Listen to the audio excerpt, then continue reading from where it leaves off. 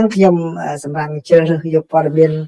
សំខាន់ចំនួន6មកជម្រាបជូនប្រិយមិត្តទាំងអស់គ្នាព័ត៌មានទី1នេះគឺលោករដ្ឋមន្ត្រីក្រសួងការពារជាតិរបស់សហរដ្ឋអាមេរិកបានទៅផ្ដល់សក្ខីកម្មនៅសភាហើយបានបញ្ជាក់ឲ្យដឹងថាការចំណាយទៅលើសង្គ្រាមរបស់សហរដ្ឋអាមេរិកនៅក្នុងប្រទេសអ៊ីរ៉ង់ឥឡូវនេះឡើងទៅដល់37.5 លានដុល្លារសហរដ្ឋអាមេរិកហើយឥឡូវនេះគឺក្រសួងកំពុងតែស្នើសុំថវិការហូតដល់67,000 លានដុល្លារបន្ថែមទៀតសម្រាប់សង្គ្រាមនឹងផងសម្រាប់កិច្ចការមួយចំនួនធ្វើឲ្យប្រសើរឡើងក្រសួងការពារជាតិរបស់សហរដ្ឋអាមេរិកព័ត៌មានទី2នេះគឺជាអត្ថាធិប្បាយរបស់លោកឆាំងយុកដែលជានាយកមជ្ឈមណ្ឌលឯកសារកម្ពុជាជាប្រតិកម្មតបទៅនឹងអ្វីដែលលោកសៀស័កភួងកិនកែវរដ្ឋមន្ត្រីក្រសួងការបរទេសរបស់ថៃបាននិយាយពាក់ព័ន្ធជាមួយនឹងជំហររបស់ថៃក្នុង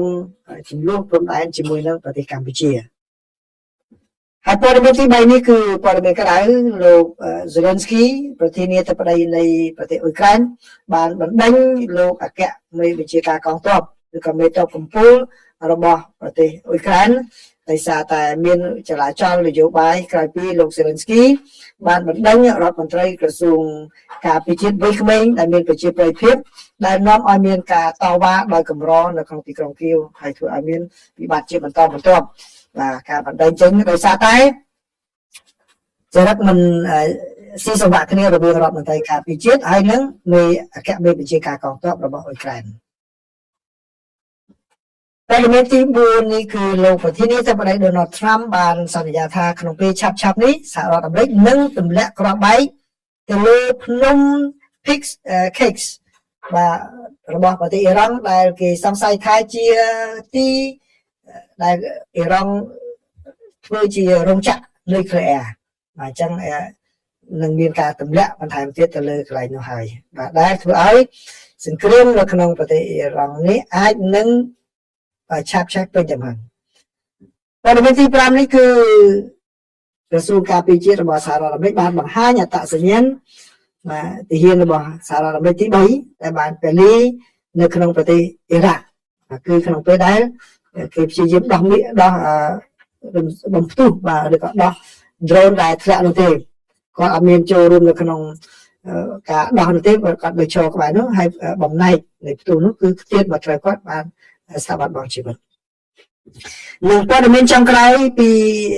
សហរដ្ឋអាមេរិកនេះគឺនៅរដ្ឋ New Jersey អភិបាលរដ្ឋបានទទួលស្គាល់ជាលើកដំបូងថាពិតជាមានចំនួនមនុស្សប្រមាណជា6,600 នាក់ដែលមិនមែនជាពលរដ្ឋអាមេរិកប៉ុន្តែមានឈ្មោះនៅក្នុងបញ្ជីអ្នកបោះឆ្នោតហើយក្នុងចំណោមនោះមានមនុស្សប្រមាណជា400នាក់បានលួចបោះឆ្នោតបានបោះឆ្នោតក៏ប៉ុន្តែអ្នកស្រីអភិបាលរដ្ឋបានបញ្ជាក់ថាមិនមែនជាកំហុសរបស់ពួកគេទេគឺពេលដែលគេទៅសុំបានបាត់បង់នៅកន្លែង DMV កន្លែងមន្ទីរដឹកជញ្ជូននោះគឺគេដាក់ចុចច្រឡំកុំព្យូទ័រវាមានបញ្ហាចុចច្រឡំទៅក៏ប៉ុន្តែនេះគឺជាការសារភាពមួយរបស់អភិបាលរដ្ឋក្នុងរយៈពេលតែប្រហែលថ្ងៃក្រោយពីលោកតាមថាមានភាពមិនប្រក្រតីនៅក្នុងបញ្ជីបោះឆ្នោតនៅសហរដ្ឋអាមេរិកដោយអ្នកដែលមិនមែនជាពលរដ្ឋអាមេរិកមានឈ្មោះនៅក្នុងបញ្ជីបាទនេះជាព័ត៌មានសំខាន់ដែលខ្ញុំចងក្រងនៅក្នុងកម្មវិធីបច្ចុប្បន្នភាពអាមេរិកជម្រាបជូនប្រិយមិត្តទាំងអស់គ្នាហើយក៏មានរឿងខ្លះពីកម្ពុជាហើយនិងពីប្រទេសអ៊ុយក្រែនណាបាទព័ត៌មានទី1នេះគឺជាសេចក្តីរាយការណ៍របស់សារព័ត៌មានខាង military ខាងការពារជាតិបើយើងតាមសេចក្តីរាយការណ៍នេះឲ្យដឹងថាលោករដ្ឋមន្ត្រីក្រសួងការពារជាតិរបស់សហរដ្ឋអាមេរិកគឺលោក Pete Hegseth ហើយនិងលោកអគ្គមេបញ្ជាការកងទ័ពចម្រុះឬក៏កងទ័ពរួមរបស់សហរដ្ឋអាមេរិកគឺលោក Dan Kent បានអញ្ជើញទៅឆ្លើយនៅមុខគណៈកម្មាធិការព្រឹទ្ធសភារបស់សហរដ្ឋអាមេរិកដែលនៅក្នុងពេលនោះគឺលោកបានបញ្ជាក់ឲ្យដឹងថាការចំណាយសម្រាប់សង្គ្រាមរបស់សហរដ្ឋអាមេរិកនៅក្នុងប្រទេសអ៊ីរ៉ង់ឥឡូវនេះឡើងទៅដល់ចំនួន37.5 លានដុល្លារសហរដ្ឋអាមេរិកហើយគឺជាការចំណាយដ៏ច្រើនមួយក្នុងខណៈពេលដែលសង្គ្រាមនេះកំពុងតែអូសបន្លាយពេលដោយមិនទាន់ដឹងថានឹងចប់នៅពេលណានៅឡើយនោះទេលោក លោករដ្ឋមន្ត្រីក៏ដូចជាលោកមានបញ្ជាការកងទ័ពរួមបានបញ្ជាក់ថាគឺក្រសួងការពារជាតិឥឡូវនេះស្នើសុំថវិកាបន្ថែមរហូតដល់ចំនួន$67,000 លាន$67,000 លានបាទដើម្បីជាថវិកាបន្ថែមជួយដល់សង្គ្រាមរបស់សហរដ្ឋអាមេរិកនៅក្នុងប្រទេសអ៊ីរ៉ង់ហើយនឹងបាទធ្វើការចំណាយផ្សេងទៀតរបស់ក្រសួងដែលមានដូចជាក្របរំសេវ drone ហើយនឹងការដាក់ពង្រាយកងទ័ពនិងកងឆ្មាំជាតិទៅតំបន់ព្រំដែនភាគខាងត្បូងរបស់សហរដ្ឋអាមេរិកហើយនឹងនៅរដ្ឋធានី Washington បាទហើយក្នុងពេលដែលស្នើឡើងហ្នឹងគឺបានត្រូវបានខាងសមាជិកព្រឹទ្ធសភាហ្នឹងគឺសម្ដែងនៅការមន្ទិលសង្ស័យដោយបានបញ្ជាក់ថាថវិកាហ្នឹងដូចជាមិនត្រូវចាំបាច់ទេពីព្រោះអីក្រសួងនៅមានថវិកាចំនួន$75,000 លានទៀតនៅសល់បាទហើយនៅឆ្នាំមុននោះបាទ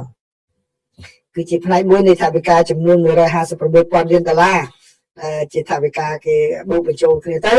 បានពីក្នុងច្បាប់សម្រាប់ការចំណាយទៅលើក្រសួងការពារជាតិនេះបាទដូច្នេះសមាជិកព្រឹទ្ធសភានីមួយហាក់ដូចជាសម្ដែងការមិនគ្រប់គ្រងដោយបានបញ្ជាក់ថាថវិកាការពារជាតិដែលក្រសួងការពារជាតិសប្តាហ៍ថ្ងៃនេះកំពុងតែសុំគឺមានរហូតដល់បាទ$1.3 trillion ឯណោះអញ្ចឹងដូច្នេះមកយកអីថវិកានេះនៅពេលនេះទៀតបាទចឹងនេះគឺជាការវិវត្តមួយដែលកាលពីមុនលោករដ្ឋមន្ត្រីក្រសួងការពារជាតិក៏បានកាលពីខែឧសភាណាកាលពីខែឧសភាលោករដ្ឋមន្ត្រីក្រសួងការពារជាតិបានបញ្ជាក់ថាសង្គ្រាមនៅក្នុងប្រទេសអ៊ីរ៉ង់នេះគឺត្រូវការថវិកាចំនួនប្រមាណជា$29,000 លានទេប៉ុន្តែឥឡូវឡើងដល់$47,000 លានកន្លះហើយ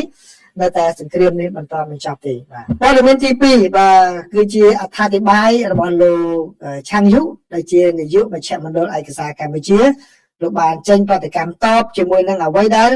លោកសៀស័កភួងកិត្តកែវរដ្ឋមន្ត្រីក្រសួងការបរទេសរបស់ថៃបានថ្លែងពាក់ព័ន្ធជាមួយនឹងការដោះស្រាយចំនួនព្រំដែនទឹកនិងព្រំដែនគោករវាងកម្ពុជាហើយនិងថៃដោយលោកឆាំងយុបានចាត់ទុកលោកភួងកិត្តកែវថាជាមនុស្សខ្វះវិជ្ជាជីវៈហើយមានអរិយាប័ត្រដែលមិនស័ក្តិសមជាថ្នាក់ដឹកនាំមកពីប្រទេសដែលមានការអភិវឌ្ឍដូចជាប្រទេសថៃនោះឡើយនៅក្នុងនោះគឺលោកឆាំងយុបានសរសេរថាប្រតិកម្មឆ្លើយតបរបស់ថ្នាក់ដឹកនាំរដ្ឋាភិបាលថៃចំពោះការប្រើប្រាស់ជំរឿសស្របច្បាប់របស់កម្ពុជាក្នុងការបង្ខំឲ្យមានដំណោះស្រាយលើចំនួនព្រំដែនសមុទ្រនៅក្រោមអនុសញ្ញាអង្គការសហប្រជាជាតិស្តីពីច្បាប់សមុទ្របានធ្វើឲ្យកិត្យានុភាពរបស់ប្រទេសថៃធ្លាក់ចុះក្នុងនាមជាប្រទេសដែលគោរពច្បាប់គួរកត់សម្គាល់ថាប្រទេសថៃនៅតែបន្តរក្សាកងកម្លាំងប្រដាប់អាវុធនៅលើដែនអធិបតេយ្យភាពរបស់ប្រទេសកម្ពុជាដែលនេះគឺជាការរំលោភលើកិច្ចព្រមព្រៀងបទច្បាញ់និងច្បាប់អន្តរជាតិដូច្នេះនៅពេលដែលរដ្ឋាភិបាលថៃចេញមុខបង្ហាញក្តីខឹងសម្បារចំពោះសកម្មភាពស្របច្បាប់របស់ប្រទេសកម្ពុជាក្រោមអនុសញ្ញាអង្គការសហប្រជាជាតិស្តីពីច្បាប់សមុទ្រគឺរឹតតែឆ្លុះបញ្ចាំងឲ្យឃើញកាន់តែច្បាស់ថា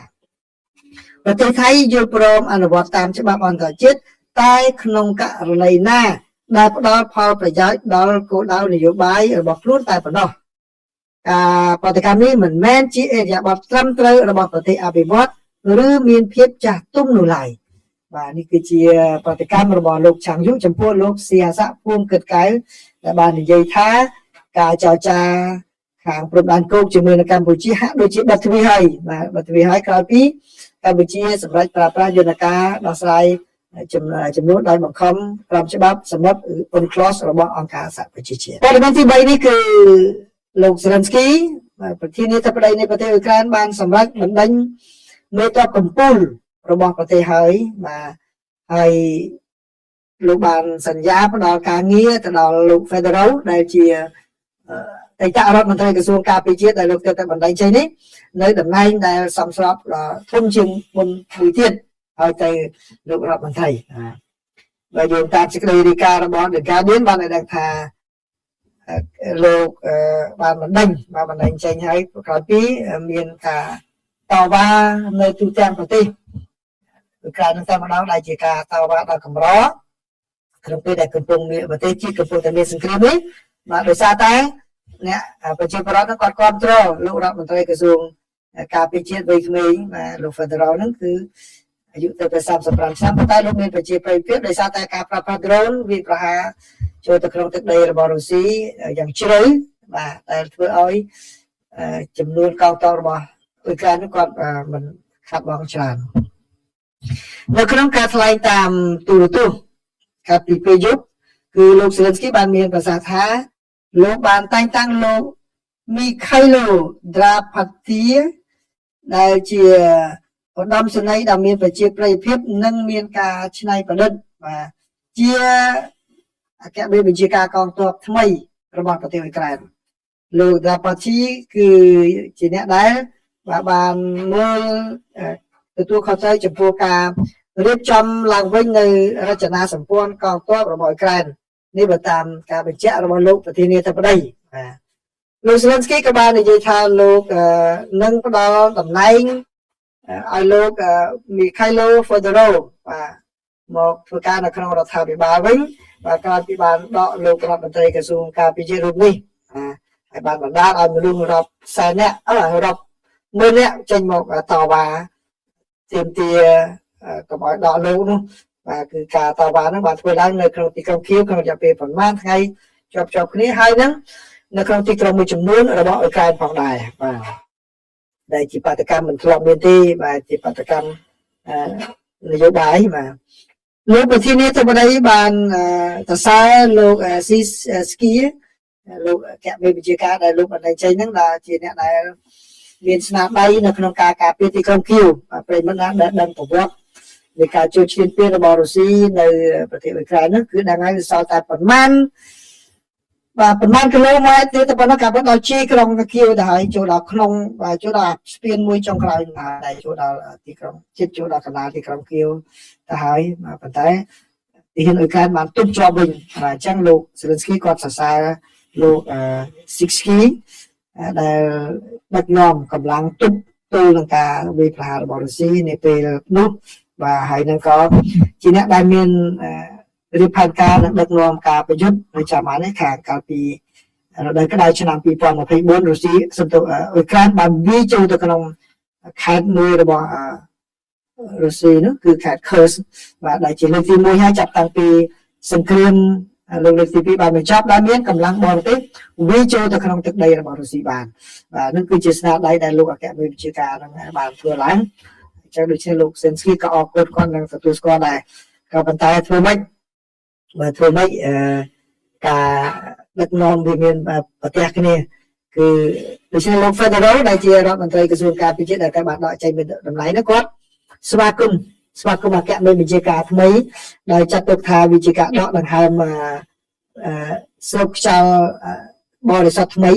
ហើយវាផ្ដល់នូវក្តីសង្ឃឹមចំពោះប្រជាពលរដ្ឋរបស់អ៊ុយក្រែនដែលកំពុងតែតស៊ូដើម្បីសេរីភាពនិងយុត្តិធម៌បាទនេះគឺជាសម្លេងមួយនៃការផ្លាស់ប្ដូរបាទចឹងប្រិមិត្តសម្បត្តិបុគ្គលបន្តិចខ្ញុំធ្លាប់បានជំរាបប្រិមិត្តយូរហើយបើជាលោកលៀនគាត់ចូលតាមបញ្យូបានដឹងមេរៀននេះហើយខ្ញុំបានបញ្យល់ថាការដឹកនាំក្រុមតូចមួយក៏ដោយស្ថាប័នមួយក៏ដោយចំណេះយើងមួយនឹងគឺវាសំខាន់ហើយជាថាដឹកនាំ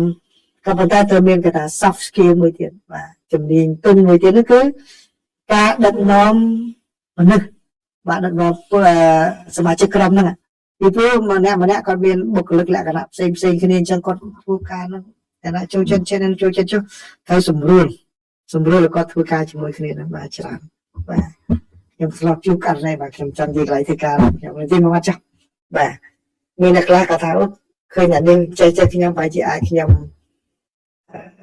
លំអៀងទៅអ្នកនោះអញ្ចឹងក្នុងការសម្រេចចិត្តរបស់ខ្ញុំប៉ុន្តែទីបំផុតនៅពេលដែលខ្ញុំធ្វើការសម្រេចចិត្តជាផ្លូវការគឺគាត់សរសើរគាត់ថាខ្ញុំអត់មានយកបាក់ពួកនិយមមកដាក់ក្នុងខ្លួនក្នុងការសម្រេចចិត្តពីព្រោះសំខាន់ណាស់គឺលោក Zelensky អញ្ចឹងលោករដ្ឋមន្ត្រីក្រសួងការពារជាតិក្មេងហ្នឹងគាត់មានកំណត់ប្រើ drone ប្រើនោះវាប្រហារក៏ប៉ុន្តែចរិតគាត់អត់ស៊ីគ្នាជាមួយនឹងលោកមេបញ្ជាការតាមធម្មតាលោករដ្ឋមន្ត្រីលោកជាមេរបស់លោកមេបញ្ជាការតែលោកក្មេងជាងហើយលោកមេបញ្ជាការគាត់ចាស់ជាងបាទអញ្ចឹងទៅវាជារឿងដែលគេថា clash of personality វ ពីការប៉ះទង្គិចនៅអតចរិតរៀងខ្លួនហ្នឹងវាជាសំខាន់ណាមើលមុខគ្នាចំកូនចៅគាត់ថាអីមេ35ខ្ញុំ60អីពេលខ្ញុំធ្វើទាហានឯងតនការទៅណាខ្លះខ្ញុំធ្វើការឬក៏ខ្ញុំធ្វើទាហានឯងតនអីចេះស៊ីខោអញ្ចឹងទៅបើមិនស្ដាប់គ្នាអញ្ចឹងទៅប៉ះទង្គិចគ្នាហើយដោយសារតែគាត់មេទាហានដែលមានស្នាដៃយ៉ាងពយូរហើយលោកសេនស្គីស្ដាប់ច្រើនជាងអញ្ចឹងសូមចិត្តដករដ្ឋមន្ត្រីការពារជាតិនឹងចោលbây giờ phải chỉ bắt chôn lại là mấy cấp phải chỉ bắt đánh mình chỉ cả càng tao nó đại lại thay mới tiền và chẳng tới sầm khá là nó chẳng được nomคือเอาไว้ได้sai mới tiềnคือ nom สมาชิกกรมឲ្យធ្វើការជាមួយគ្នាដែលមានអ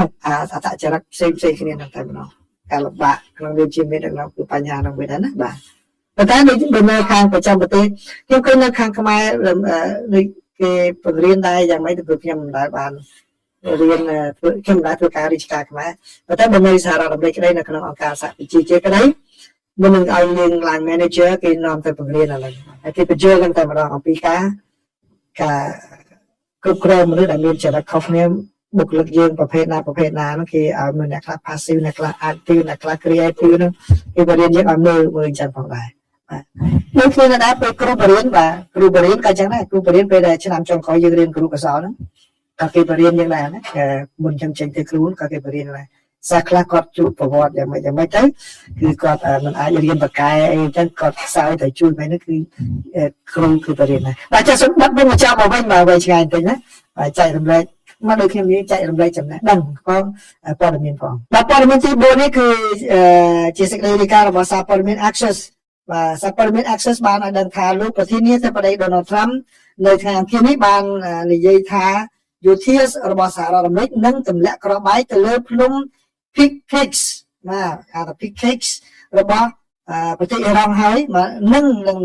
ទម្លាក់គ្រាប់បែកទៅលើភ្នំហ្នឹងក្នុងពេលឆាប់នេះកន្លែងនេះគឺជាគេថាទីអាគារនៅក្រោមដីជ្រៅបាទដែលអ៊ីរ៉ង់សាងសង់ឡើងហើយសហរដ្ឋអាមេរិកហើយនៅអ៊ីស្រាអែលសង្ស័យថាគឺអ៊ីរ៉ង់ប្រើប្រាស់ជាកន្លែងធ្វើសកម្មភាពនុយក្លេអ៊ែរបាទនិយាយសម័យថាវាដូចជារោងចក្រនុយក្លេអ៊ែរក្រោមដីមួយទៀតរបស់អ៊ីរ៉ង់ដែរអញ្ចឹងលើសហរដ្ឋអាមេរិកនឹងទម្លាក់គ្រាប់បែកលើបញ្ហាហ្នឹងអត្ថាធិប្បាយរបស់លោកប្រធានាធិបតី Donald Trump នេះគឺបានធ្វើឡើងនៅថ្ងៃអង្គារនេះនៅឯសេតវិមានក្នុងពេលដែលលោកបានជួបពិភាក្សាជាមួយនឹងប្រធានាធិបតីនៃប្រទេសលីបង់ដែលនេះជាសញ្ញាបង្ហាញថាបាទលោកប្រធានាធិបតីមិនមានចំណាប់អារម្មណ៍បន្តបត់ជបាញ់គ្នាទេនៅពេលនេះបាទឥឡូវនេះគឺលោកសម្រេចចិត្តក្នុងការបង្កើននៅភាពតានតឹងជាមួយនឹងប្រទេសអ៊ីរ៉ង់ហើយបាទអញ្ចឹងគឺលោកថ្លែងថាវាប្រហារឲ្យខ្លាំងតែម្ដងបាទសារព័ត៌មាន The Wall Street Journal បានរាយការណ៍កាលពីថ្ងៃច័ន្ទថាអ៊ីស្រាអែលបានផ្ដល់ឲ្យសហរដ្ឋអាមេរិកនៅព័ត៌មានចារកម្មដែល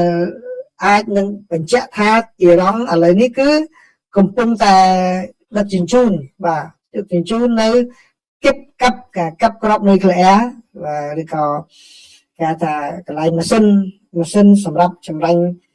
សារធាតុអ៊ូរ៉ាញ៉ូមសារធាតុសម្រាប់នុយក្លេអ៊ែរជាច្រើនគ្រឿងយកទៅដាក់នៅក្នុងភ្នំនោះផងដែរបាទអញ្ចឹងដូច្នេះអាចនឹងមានបញ្ហាដែរខាងសហរដ្ឋអាមេរិកតែបន្តិចបាទអញ្ចឹងការវាប្រហែលនេះនឹងទទួលបានលទ្ធផលយ៉ាងណាហើយនឹងចាប់បាននៅពេលណាបាទយើងត្រូវចាំមើលណាព័ត៌មានទី5នេះគឺបានដឹងឈ្មោះហើយទាហានមួយរូបដែលបានពលីជីវិតនៅក្នុងប្រទេសអ៊ីរ៉ាក់ក្នុងគណៈពេលដែលព្យាយាមដោះ drone ដែលធ្លាក់ drone របស់អ៊ីរ៉ង់ដែលបាញ់ទៅចូលក្នុងប្រទេសអ៊ីរ៉ាក់ហ្នឹងបាទធ្លាក់ហ្នឹងគឺគាត់មានឈ្មោះថា Michael Emmanuel Swinston អាយុ30ឆ្នាំបាទគាត់ជាព្រឹទ្ធបាលមកពីរដ្ឋ North Carolina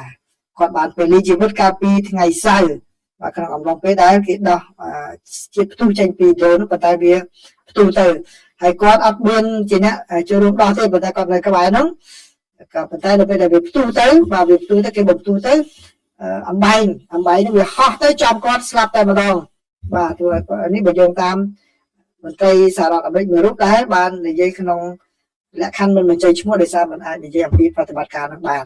បាទអញ្ចឹងគឺពេលខ្លះមកជីវិតមនុស្សយើងត្រូវអស់ឃើញទេបាទនៅសមរភូមិអត់អីប៉ុន្តែដល់ពេលទៅផ្ទុះស្លាប់គឺដោយសារផ្ទុះអំបែងវាខ្ទាតមក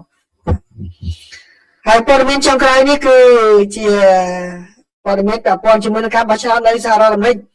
នៅថ្ងៃអង្គារនេះគឺអ្នកស្រីអភិបាលអ្នកស្រី Mickey Sherrill អភិបាលរដ្ឋ New Jersey ដែលមកពីគណៈបកប្រជាធិបតេយ្យនោះបានទទួលស្គាល់ថាមានអ្នកដែលមិនមែនជាពលរដ្ឋអាមេរិករហូតដល់ 6,600 នាក់គឺមានបញ្ជីមានឈ្មោះនៅក្នុងបញ្ជីបោះឆ្នោតរបស់សហរដ្ឋអាមេរិកពិតប្រាកដមែន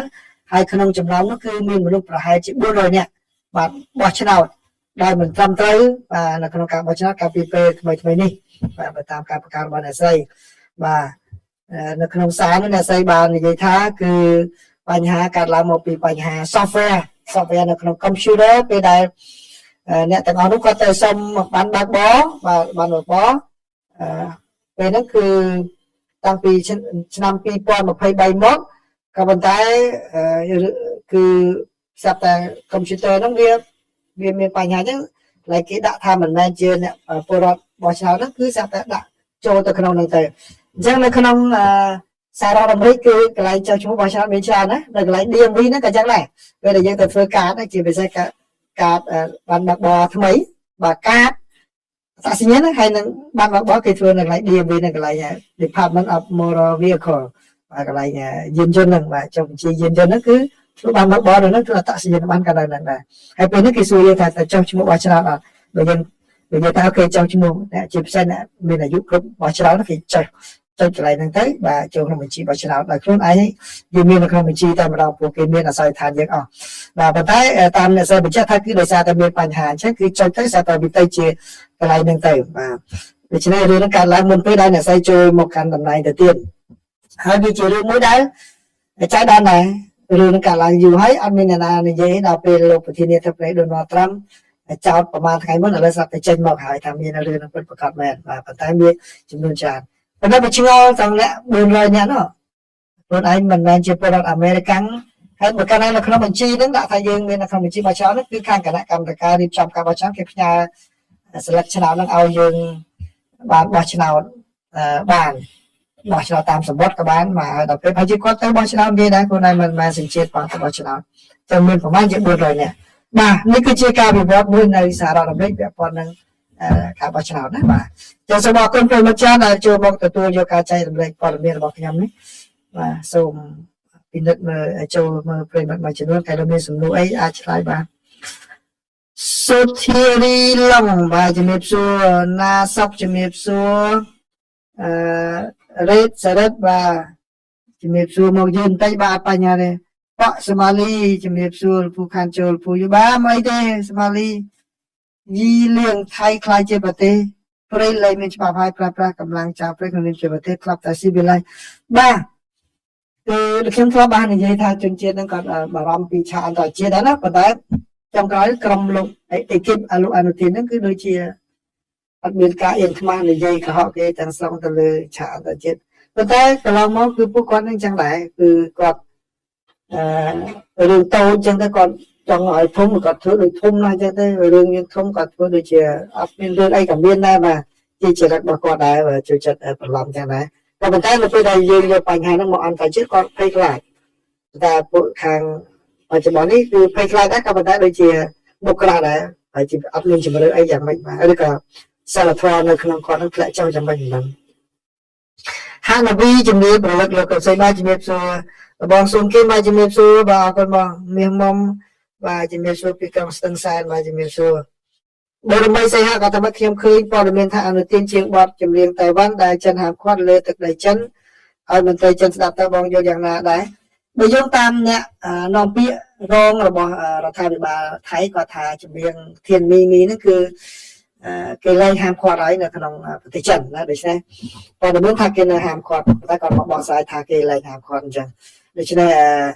ខ្ញុំមិនដឹងថាតើរឿងពិតគេនៅហាមឬមិនហាមទេប៉ុន្តែបើសិនជាយើងយកបទតែគេ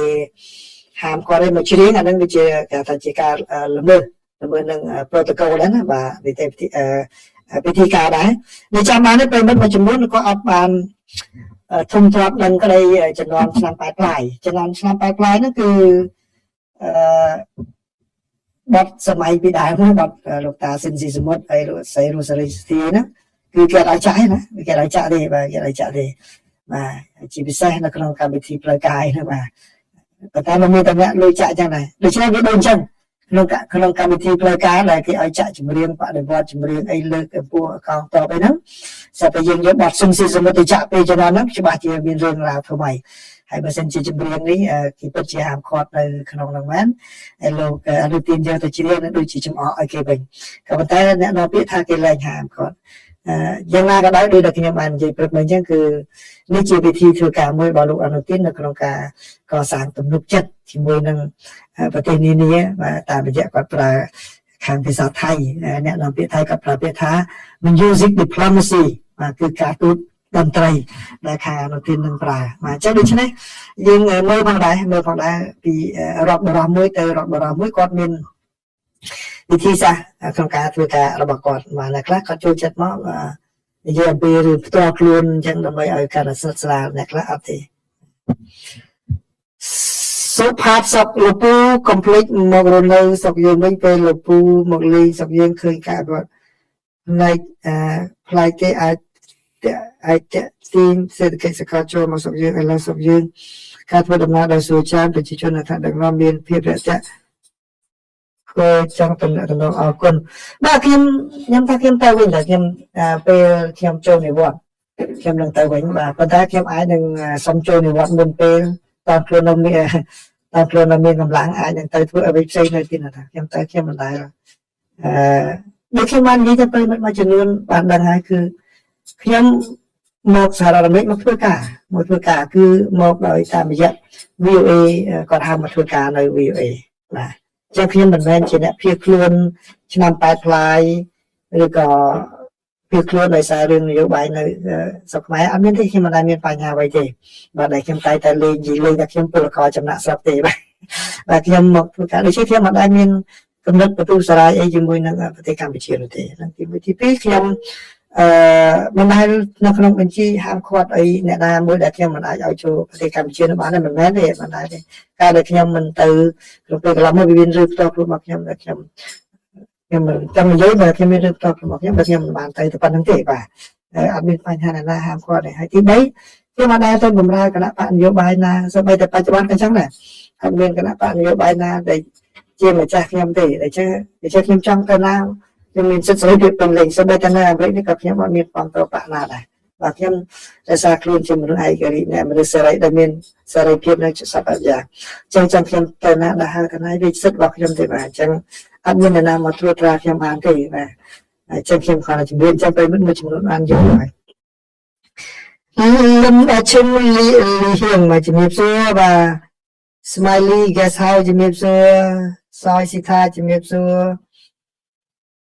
ផងពេញសួស្ដីបានកំសែបាទជំរាបសួរសូនហ្វនហើយបាទអូខេអស់ហើយណាបាទអត់មានអីផ្សេងទៀតទេបាទចនគៀវបាទចនគៀវជំរាបសួរចនបាទណាសុកសុំសួរមួយលោកតាប្រទេសសៀមវាទទួលចិនមានប្រមាណបានតៃវ៉ាន់គេនៅស្ងៀមតើប្រទេសសៀមវាទទួលចិនមានប្រមាណបានតៃវ៉ាន់គេនៅស្ងៀមអត់យល់សំណួរចង់និយាយតាក់ទងជាមួយនឹងការដែលកម្ពុជានិយាយពីគោលនយោបាយចិនតែមួយហើយតៃវ៉ាន់ខឹងហើយសៀមនៅតែទទួលបានការអនុញ្ញាតឲ្យចូលពីខាងចូលក្នុងតៃវ៉ាន់ដោយមិនរដ្ឋបတ်ដូចខ្មែរហ្នឹងហើយយ៉ាងម៉េចបើខ្ញុំមិនយល់សំណួរនោះដែរបើខ្ញុំមិនចង់ឆ្លើយឲ្យเขาណាហើយច័ន្ទរដ្ឋក៏ថាសហរដ្ឋអាមេរិកខ្លាចបាក់មុខអ៊ីរ៉ង់មានមិនចោះញោមទាំងសង្គ្រាមមិនមើលឃើញផ្លូវបញ្ចប់ហើយលោកពូបាទតាមមើលទៅដែលមានវិធីខុសគ្នាអញ្ចឹងមកខ្ញុំជាគិតដែរលោកប្រធានាធិបតីគាត់ចូលចិត្តប្រើកម្លាំងចំក្រោយគាត់ដូចជាចូលចិត្តប្រើកម្លាំងជាងការទូតដូច្នេះដោយការប្រើទឹកប្រាក់អស់37,000 លានដុល្លារផ្នែកយោធាគាត់ប្រើអញ្ចឹងហើយក្នុងគណៈពេលដែលប្រើវិធីសាស្ត្រផ្សេងអាចនឹងចំណាយតិចជាងហ្នឹងប៉ុន្តែទទួលលទ្ធផលបានប្រសើរចឹងដូច្នេះអ្វីដែលខ្ញុំខ្លាចហ្នឹងដូចអ្នកជំនាញគាត់បានលើកឡើង4ចំណុចក្នុងពេលសេណារីយ៉ូ4ដែលខ្ញុំធ្លាប់បានចែករំលែកកន្លងមកហ្នឹងណា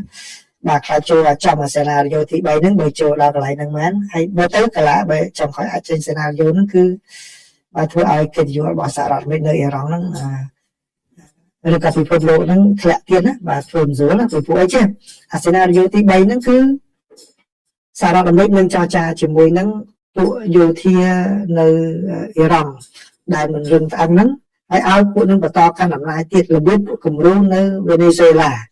chẳng phụ nâng ai bà to cạp sầm lạp chia prot bàn nông khả năng phải đài chia prot Iran chanh một tàu và cho nên cái slap sầm lạp còn ở chán chừng mà mơ nè tạm tôi lấy khai thập pi mơ nè nâng và nó đương nhiên có bọt phụ con như chẳng mà về đại dương với cái đúng cái đang khôi tây khôi ấy hơi sẽ ở phụ nâng là cần lại bán được tiết bao nhiêu cả from trên pizza rồi biết và lấy bao ai lúc bring lúc ai tạm cho ta hỏi và chẳng cứ nhưng phải tại chỗ scenario nó đôi dương bọt phải chịu vào Iran chẳng và hay cả lá với tôi chọn nó ngay bờ mới tôi lại chọn nó hai bà chẳng nên cứ chơi với tay dương thà cả chấm này sắm sẽ phần $1,000,000 hay năng chấm này và thay tiếp nó về cả mỗi sắm sọ đây được thì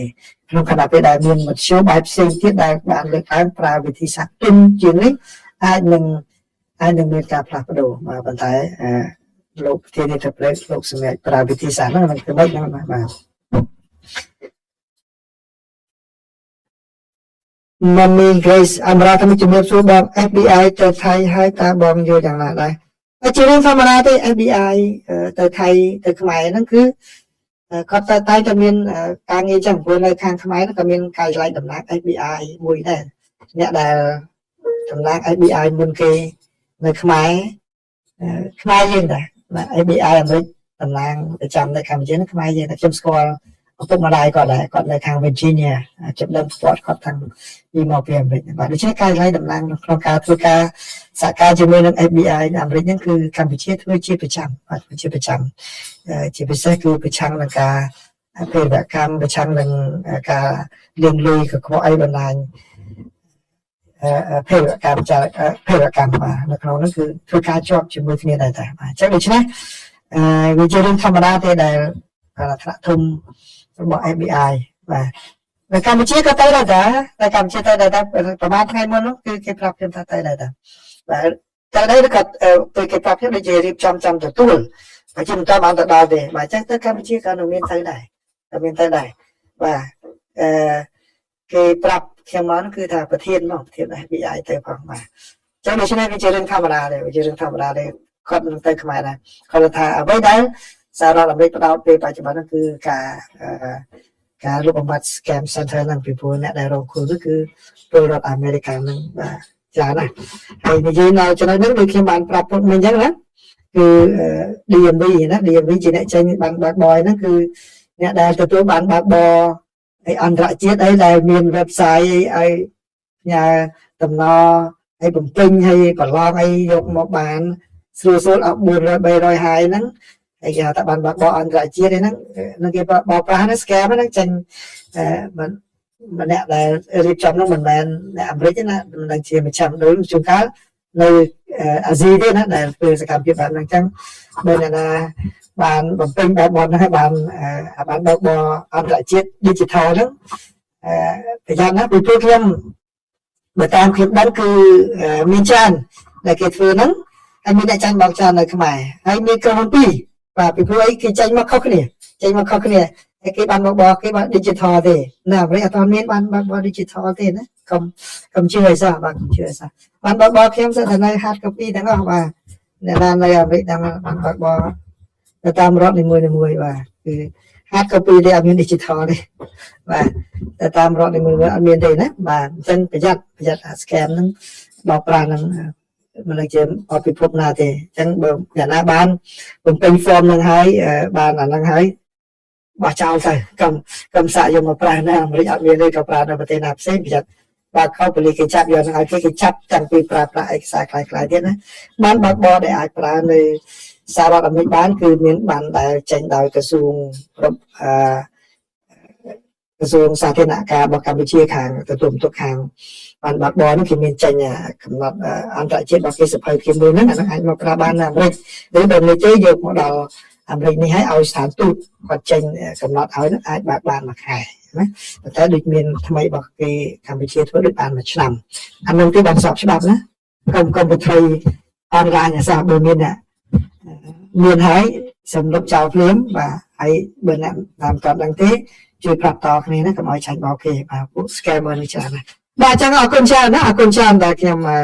មានឱកាសចែករំលែករឿងនេះជាមួយនឹងបងប្អូនណាសុខក៏សួរថាម៉េចខ្មែរចិនតែមួយចុះសៀមចិនមានពី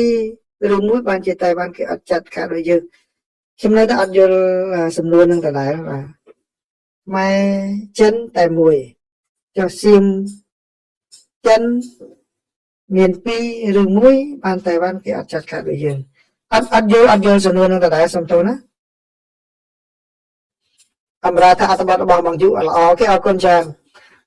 សៀបស៊ីក៏ថាសួស្ដីបងសៀមមិនស្ដាប់បានតែជាតិផងសូម្បីបារាំងរឿងស្ដាប់មិនស្ដាប់រឿងក៏ជាគាត់ចេះនិយាយឲ្យតែពីរោះរបស់គាត់អញ្ចឹងប៉ុន្តែនៅពេលដែលគេប្រើប្រាស់យន្តការពិតប្រាកដចាំមើលថាគាត់ព្រមចូលខ្លួនយ៉ាងម៉េចនឹងចាំមើលសិនបាទ